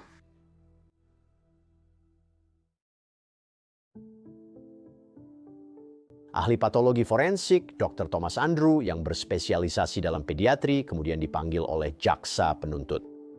Apakah Anda memiliki pendapat setelah Anda meninjau semua materi ini terkait dengan penyebab kematian almarhum? Ya, Corey meninggal karena benturan benda tumpul. Cedera akibat benturan di dada dan perut dengan robekan pada jantung, memar dan robekan pada paru-paru kiri, serta memar pada hati. Apakah Anda telah membentuk pendapat tentang cara kematian almarhum? Cara kematian Corey adalah pembunuhan. Dalam kasus Corey, luka-luka ini berdasarkan pola dan penyebarannya konsisten dengan luka yang disebabkan oleh orang lain. Kematian Corey akibat ulah orang lain, jadi ini pembunuhan. Ya, saya pikir Andrew adalah saksi kunci dalam kasus ini. So, dialah orangnya yang pertama menentikan. Itu wanita adalah kekerasan tumpul, trauma, dan penyiksaan yang menyebabkan luka-luka yang berujung pada kematian. Dua temuan khusus yang dia bicarakan dalam laporannya adalah robekan pada hati dan jantung. Dia mengalami robekan sebagian pada dinding jantung di dalam ventrikel kiri. Sekarang dokter, bisakah Anda memberitahu para juri tentang tingkat keparahan robekan tersebut dan hubungannya dengan ketebalan? Ini adalah cedera yang parah. Ini adalah cedera yang memicu kematian Corey. Luka robek ini tidak menembus seluruh bagian jantung. Otot, ini bukan lubang di jantung. Ini bukan robekan yang menembus jantung. Pada kasus ini lukanya hanya sebagian tebal. Jantungnya setidaknya masih bisa mengimbangi cedera ini selama beberapa jam. Jadi cedera inilah yang menyebabkan kematiannya. Jantung berusaha untuk mengimbangi, akhirnya jantung gagal mengimbangi dan dia mengalami henti jantung akibat trauma. Sekarang pembela memanggil ahli medis mereka, ahli patologi forensik dunia, Dr. Michael Baden. Dr. Baden pernah menyelidiki kasus pembunuhan Martin Luther King Jr. dan John F. Kennedy. Ia sangat terkenal. Sekarang dokter, banyak yang membicarakan tentang luka pada jantung Corey. Dalam laporan pemeriksa medis, saya percaya itu dijelaskan sebagai robekan 1,5 inci pada jantung. Apakah Anda punya pendapat tentang bagaimana robekan 1,5 inci pada jantung itu terjadi? Pendapat saya adalah robekan itu terjadi akibat kompresi cardiopulmonary resuscitation yang terus-menerus pada jantung yang terjadi dengan tekanan yang cukup kuat pada jantung. Jantung tak memiliki ruang gerak antara tulang dada dan tulang belakang. Jadi cedera pada jantung itu sering terjadi dan robekan pada jantung memang bukan yang paling umum tapi bisa saja terjadi. Jadi sekarang jika seseorang yang mengalami robekan sepanjang 1,5 inci pada jantungnya, apakah itu bisa membunuh mereka? Protected saya. Dan berapa lama waktu yang dibutuhkan seseorang untuk meninggal jika mereka mengalami robekan 1,5 inci pada jantungnya? Ya, jantung akan berhenti berdetak dalam 1 atau 2 menit. Jika luka itu terjadi pada pukul 2:02 siang sampai dengan 3:43 siang. Ketika saat itulah Tuan Gregor tiba di rumah sakit bersama Corey, apakah dia sudah meninggal saat itu? Dia tidak bisa bertahan lebih dari 2 menit dengan luka seperti itu. Ya, benar sekali. Baden berargumen juga bahwa luka robek pada jantung terjadi akibat cardiopulmonary resuscitation yang dilakukan pada anak itu. Itu benar dan bisa terjadi. Kemungkinan kecil itu terjadi di lingkungan rumah sakit, tapi itu tidak menjelaskan luka robek pada hati. Menurut pendapat saya mengingat usia luka-luka ini, sangat tidak mungkin luka tersebut disebabkan oleh cardiopulmonary resuscitation karena luka-luka itu tidak akan menunjukkan respons inflamasi seperti ini yang membutuhkan waktu berjam-jam untuk berkembang.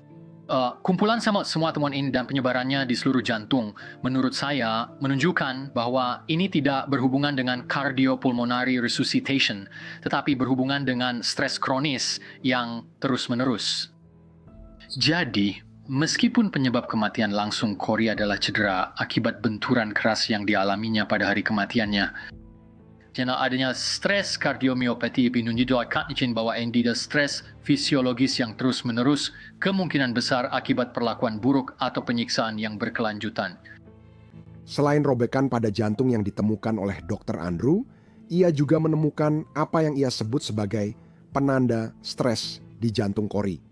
Penanda berupa perubahan warna yang ia temukan di jantung merupakan akibat dari stres kronis dan terus-menerus yang dialami oleh Corey Mislau. Ia menyatakan stres itu jauh lebih besar dibandingkan atlet yang berlatih untuk Olimpiade.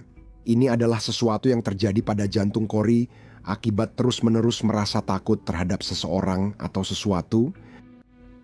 Dokter, apakah Anda menemukan adanya memar pada tubuh almarhum yang signifikan dalam pembentukan pendapat Anda?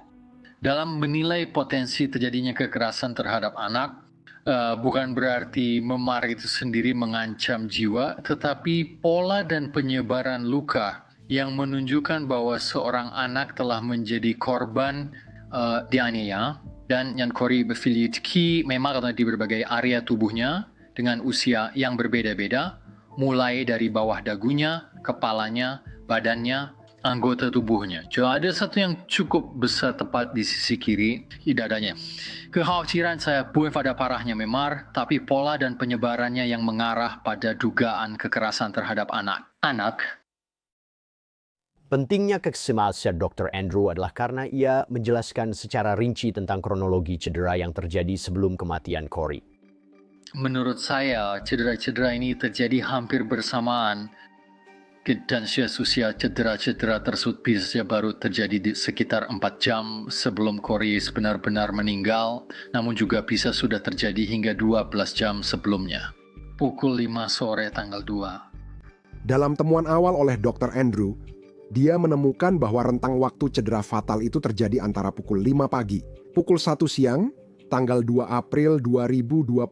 Rentang waktu ini penting karena terbagi di tengah, di mana kita memiliki 4 jam di mana Corey berada di bawah perawatan ibunya, dan kita memiliki 4 jam di mana Corey berada di bawah perawatan ayahnya.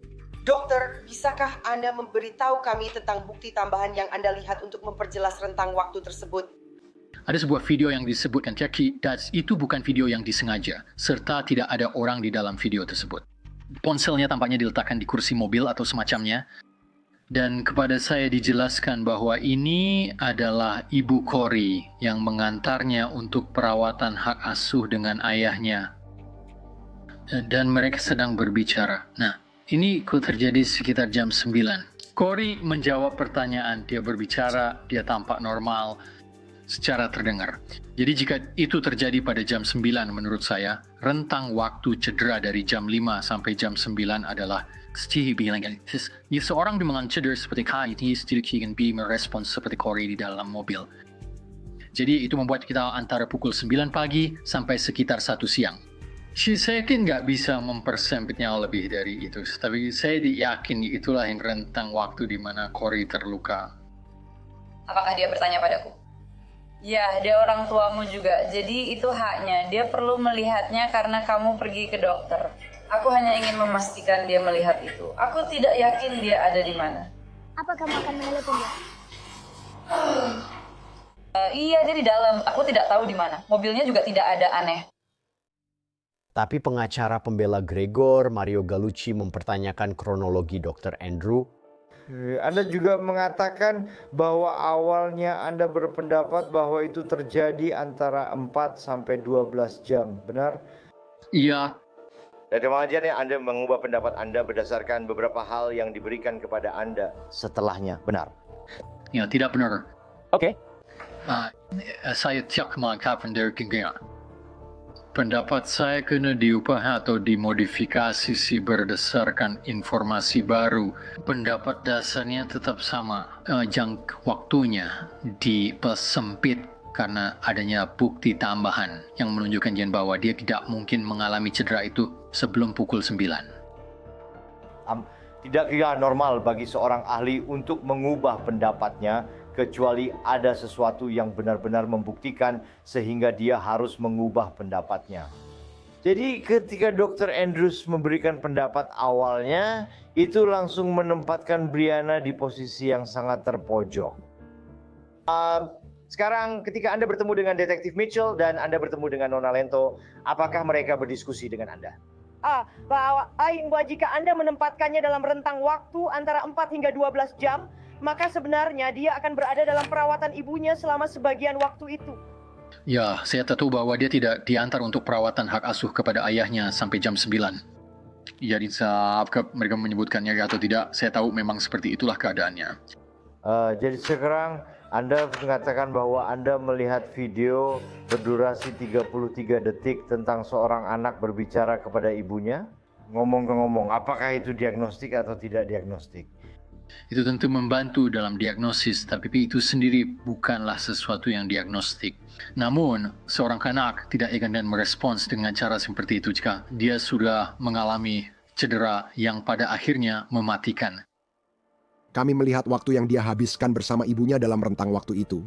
Dan kami bisa mengatakan bahwa untuk sebagian besar waktu tersebut saat dia bersama ibunya, dia sedang tidur atau bepergian di mobil. Jadi, itu sangat membatasi periode waktu bersama ibunya. Dan kami bahkan bisa mempersempit rentang waktu itu sedikit lagi dengan ditemukannya rekaman audio yang direkam Brianna di ponselnya tanpa sepengetahuannya tentang Corey yang berbicara pada pukul 9 pagi itu dalam perjalanannya ke rumah Chris. Kamu dapat mendengar Corey berbicara dengan jelas, dia tidak pelo.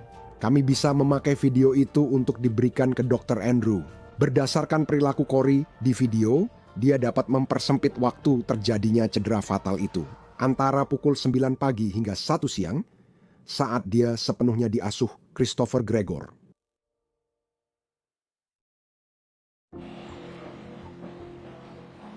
Sekarang ahli medis pembela Dr. Michael Bowden Campbell menyampaikan pendapatnya tentang penyebab dan cara kematian Corey. Apakah Anda memiliki pendapat setelah meninjau semua materi terkait penyebab kematian Corey? Saya pikir bahwa penyebabnya kematian Corey menjadi rancu karena adanya cedera luas yang disebabkan oleh proses cardiopulmonary resuscitation. Tapi saya setia dengan bagian peradangan dan sepsis dari diagnosisnya. Bagian peradangan dan sepsis dari diagnosis Dr. Rogas mengacu pada peradangan di paru-paru dan temuan bakteri pada kultur di paru-paru yang bisa menyebabkan pneumonia dan sepsis. Menurut pendapat saya, penyebab kematian yang paling mungkin adalah kondisi yang sangat parah dan cepat pneumonia. Apakah Anda punya pendapat soal penyebab kematiannya? Menurut pendapat saya, berdasarkan semua informasi yang kita miliki, cara kematiannya adalah alami. Dr. Michael Bowden dibawa oleh pihak pembela sebagai semacam pemeriksa medis selebriti. Dia pernah bersaksi dalam kasus O.J. Simpson dan terkenal di komunitas forensik. Dan dia bersaksi bahwa anak tersebut meninggal karena pneumonia yang disebabkan oleh sepsis. Menurutku maksud dari pernyataan itu adalah untuk mengatakan bahwa anak itu memang sedang sakit. Kuasa pneumonia ini adalah cairan di paru-paru. Cairan yang ada di sana adalah darah karena jantung dan hatinya mengalami pendarahan. Jadi itu adalah cara yang cukup cerdik. Menurutku itu adalah upaya untuk mencoba menjelaskan cedera-cedera ini dan membuatnya seolah-olah bukan kesalahan Chris. Apakah Anda menemukan sesuatu terkait sepsis atau infeksi? Ya, masalah itu muncul pada pemeriksaan awal dan berdasarkan tidak hanya temuan autopsi, tetapi juga tinjauan saya terhadap catatan medis. Disampaikan sermen pun bukti sepsis atau proses infeksi lain pada hasil autopsi Corey. Sejumlah dokter bersaksi di sini tentang banyaknya cedera pada mata Corey. Memar di dadanya, memar di bawah dagunya, lecet di pinggulnya, beberapa memar ringan di punggungnya. Apakah Anda dengan cedera ini? Ya. Menurut pendapat Anda, apakah salah satu dari cedera-cedera ini ada hubungannya dengan kematian Corey? Dr. Baden mungkin adalah ahli patologi forensik terbesar di dunia. Dia sudah melakukan ini sekitar 200 tahun dan menemukan patologi forensik, anggap saja begitu. Dan dia mampu menguatkan setiap fakta tentang bagaimana Corey meninggal. Dia membahas anatominya, dia membahas biologinya, dia membahas kerusakan selnya. Dia menunjukkan bahwa memar di tubuhnya sama sekali tidak ada hubungannya dengan kematian Corey. Kesaksian Dr. Baden itu benar-benar dibandingkan dengan milik Andrew, dan itu membuatnya sedikit seperti perlombaan kuda di akhir.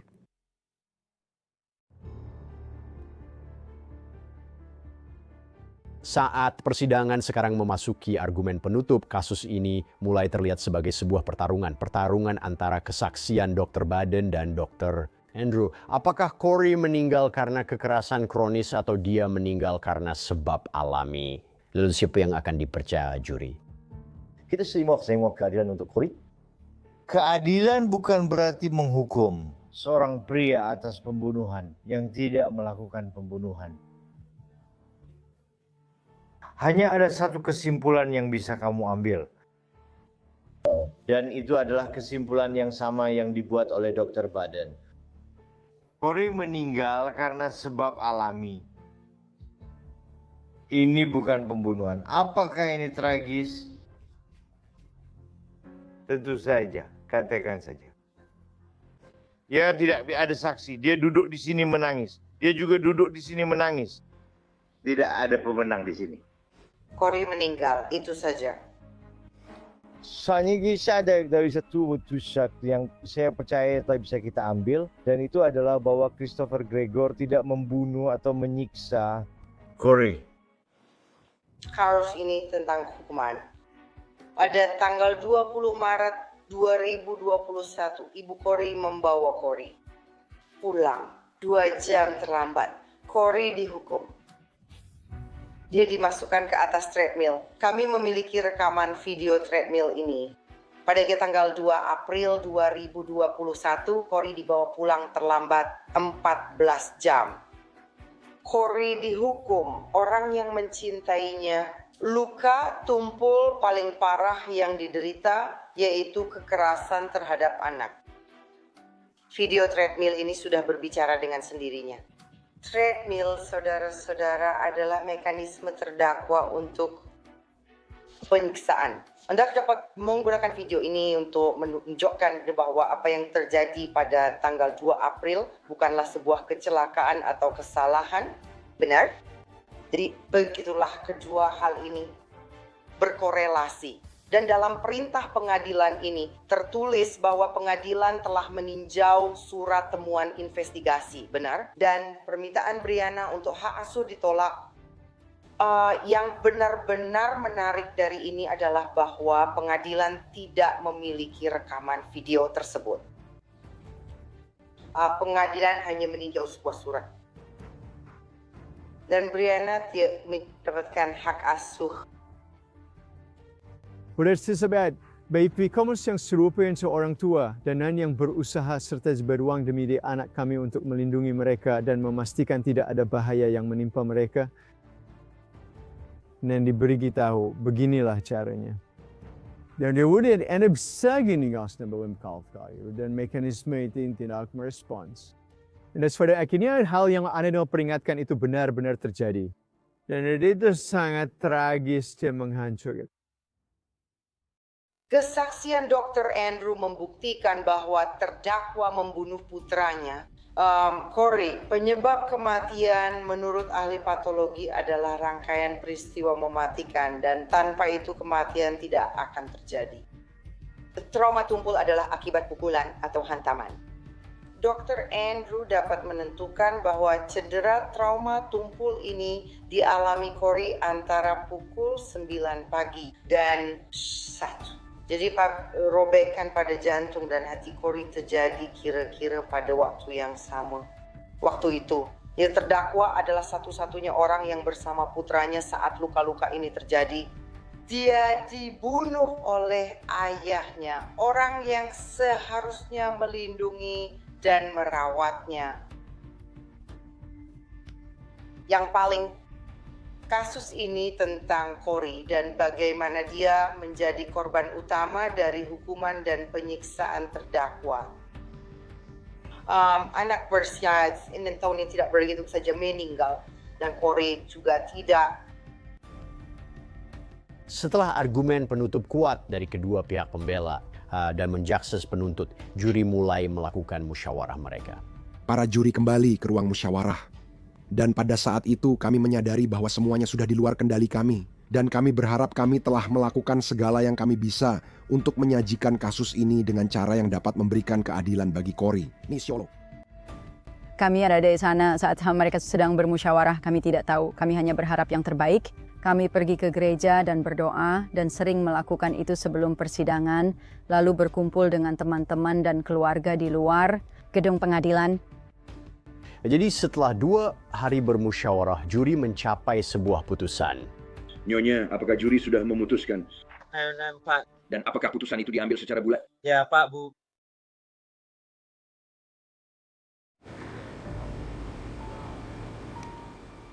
Saya akan bacakan semua dakwaan. Mohon juri beri keputusan bulat. 1. Apa keputusan Anda untuk dakwaan pertama membahayakan kesejahteraan anak? Bersalah. 2.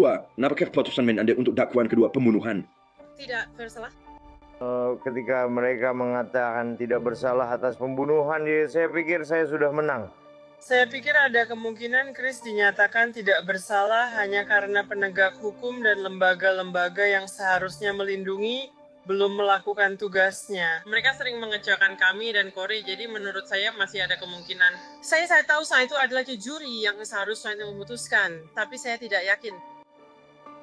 Bagaimana keputusan Anda terhadap tuduhan pembunuhan berat? Bersalah. Anda belum menjawab pertanyaan nomor 4. Nyonya Ketua Juri, silakan duduk. Saya akan memeriksa suara juri. Chris tidak terbukti membunuh, tetapi dinyatakan bersalah atas pembunuhan berat dan membahayakan anak.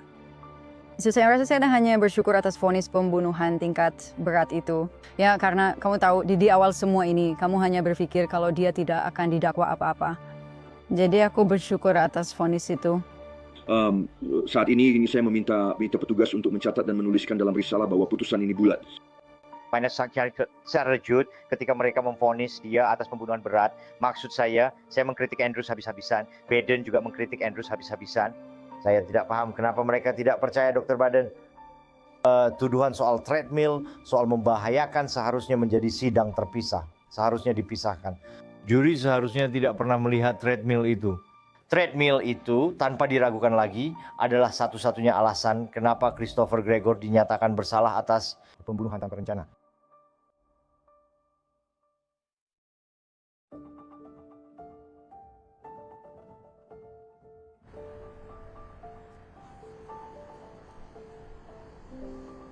Saat semua di sini berkorban di bawah panas, aku hanya ingin bilang neraka jauh lebih panas.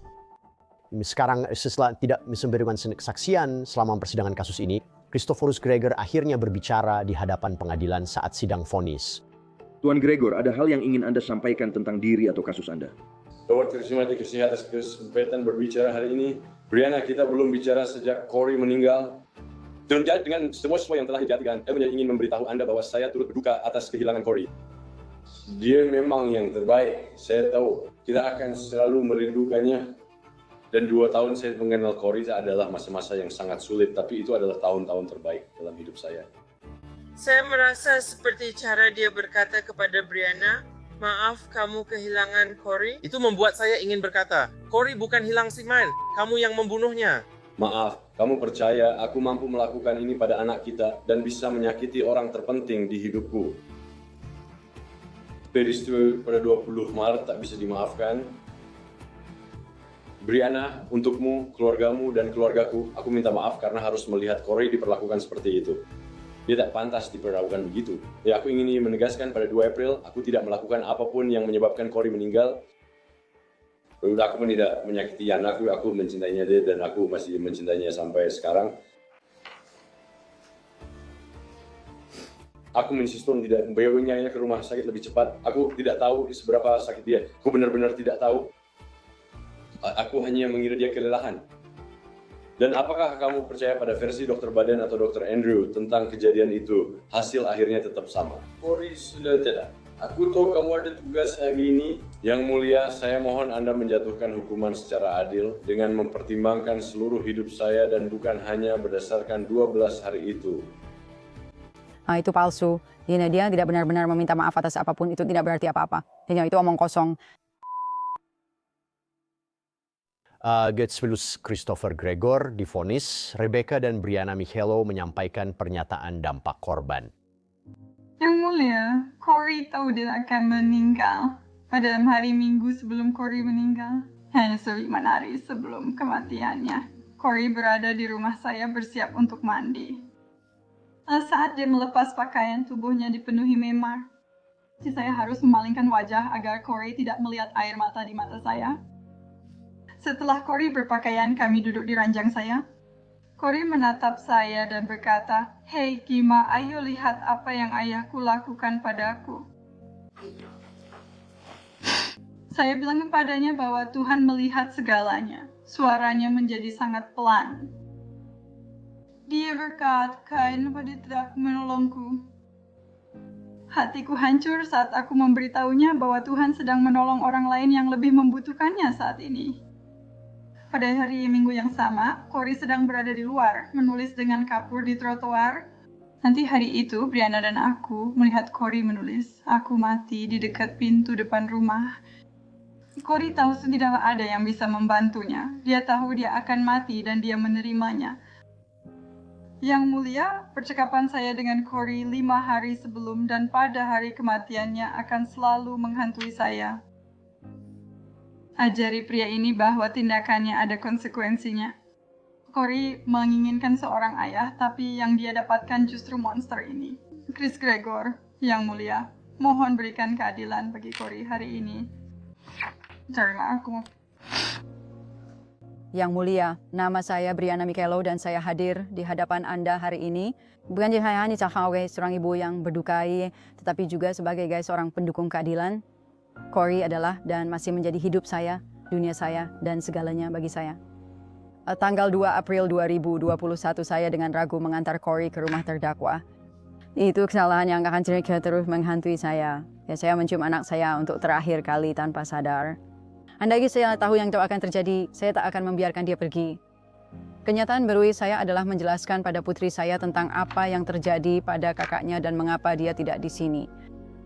Saya membawanya ke pemakaman untuk melihat Corey setiap akhir pekan, dan di usianya yang 1,5 tahun, dia tahu di mana Corey berada. Third War itu sangat memilukan. Dia duduk dan tolong dengan mobil serta mainan yang kami tinggalkan di sana untuknya. Sepanjang semua yang dia lakukan pada Corey, Corey tetap mencintainya. Dia sangat mengagumimu. Dan dia ingin menjadi maafkan aku. Dia tetap ingin dia seperti ayah sejati dan memperlakukannya seperti anak sendiri. Bukannya jadi panutan untuk Corey, dia justru memutuskan memukulnya hingga tewas.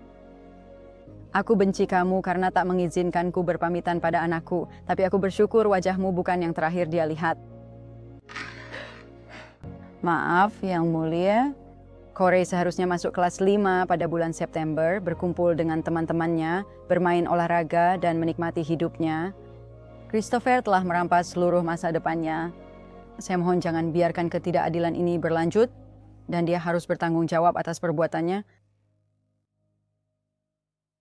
Hakim Guy Ryan tidak langsung menjatuhkan vonisnya. Dia punya beberapa kata untuk Christopher Gregor. Saya harus menjatuhkan hukuman. Saya juga berhak mempertimbangkan sebagai faktor pemberat bahwa terdakwa melakukan 2 tindakan terpisah ini pada tanggal yang berbeda. Pada video treadmill menunjukkan sikap tidak berperasaan dari terdakwa terhadap Corey.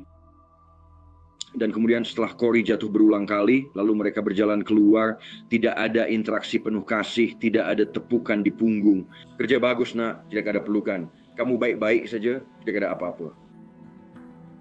Meskipun saya tidak menghargai karakter dan surat tentang kasih sayangnya sebagai ayah, gambar dan video jauh lebih bermakna daripada kata-kata. Jadi apapun yang terjadi hari itu, Corey tidak menerima kasih sayang, kebersamaan, kebaikan atau dukungan. But what are the matter about inviting birth? Dan itu tidak sesuai dengan pernyataan terdakwa hari ini. Untuk dakwaan kedua, pembunuhan berat, saya menjatuhkan hukuman kepada terdakwa dalam tahanan komisaris Departemen Pemasyarakatan selama 20 tahun. Untuk dakwaan pertama, membahayakan anak, kejahatan tingkat 2, terdakwa dihukum 5 tahun penjara oleh komisaris Departemen Pemasyarakatan. Saya memutuskan bahwa dakwaan pertama dan kedua harus dijalankan secara berturut-turut. Setiap kali kami berhasil menghukum seseorang atas tuduhan terkait pembunuhan, dalam kasus ini adalah pembunuhan berat, itu membawa sedikit keadilan. Namun, tidak ada hukuman penjara atau apapun yang bisa mengembalikan Corey McClough, yang bisa membawanya kembali ke kehidupan ibunya. Kami sudah berusaha semaksimal mungkin, tapi kami sadar takkan bisa mengisi kekosongan itu. Jadi aku punya tunangan dan putriku. Semuanya baik-baik saja, tapi kamu selalu seperti merasa jauh di dalam hati ada sesuatu yang hilang. Itu omong wise kiranya kamu tahu saudaraku telah meninggal dunia. Dan aku harus kamu tahu mengonsumsi antidepresan. Mungkin untuk sisa hidupku. Aku tidak pernah kembali bekerja setelah itu.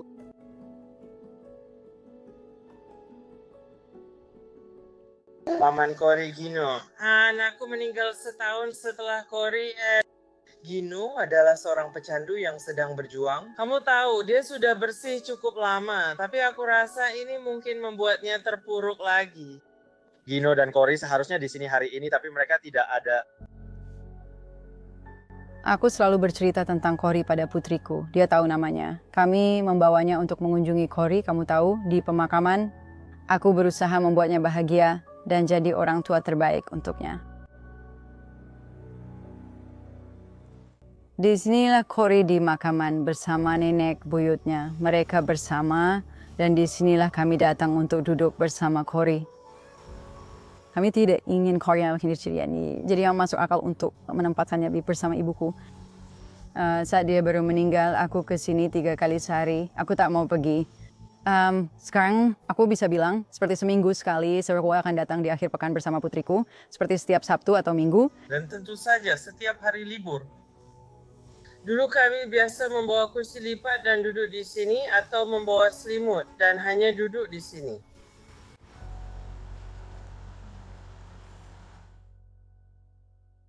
Selamat ulang tahun untukmu. Selamat ulang tahun Corey sayang. Selamat ulang tahun. Silakan tiup lilinnya. Oh, terima kasih. Mau pegang ini. Dan kayaknya aku tak ingin Corey dikenang sebagai anak treadmill atau anak di atas treadmill karena dia jauh lebih dari itu. Itulah kenapa aku terus bicara. Aku sudah menulis sebuah buku yang belum diterbitkan karena aku ingin menceritakan kisah Corey. Aku ingin semua orang mendengarnya. Aku berharap warisan Corey akan tetap ada.